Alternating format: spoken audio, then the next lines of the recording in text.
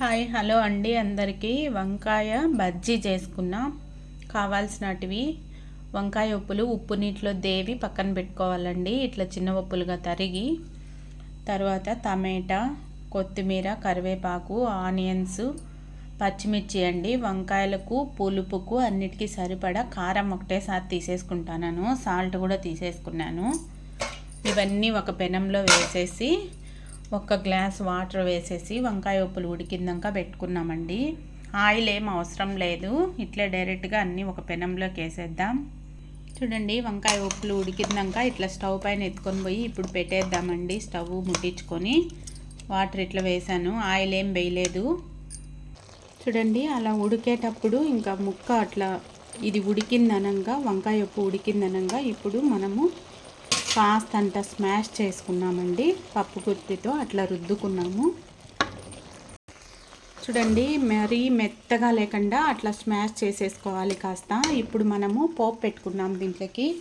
చూడండి, కావాల్సినంత ఆయిల్ వేసాను, మరీ ఎక్కువ లేదు తక్కువ అని ఏం లేదు. పోపుకు కావాల్సినటివి చూడండి, ఉద్దిపప్పు, శనగపప్పు ఇవన్నీ అండి, తెల్లగడ్డ, ఆనియన్ అన్నీ ఇప్పుడు పోపు పెట్టుకున్నాం.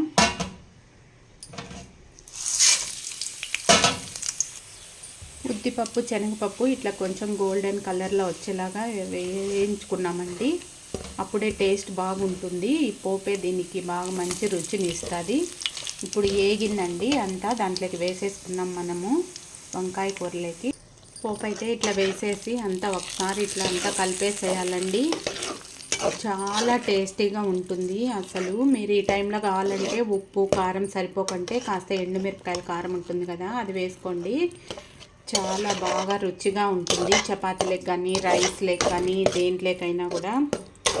చూడండి, ఆయిల్ తక్కువ ఆయిల్తోనే ఇలా టేస్టీగా వంకాయతో ఏ కూర ఏది చేసినా చాలా రుచిగా ఉంటుందండి. నచ్చితే తప్పకుండా లైక్, షేర్ అండి. ఫైనల్గా అయితే కూర రెడీ అయిపోయిందండి.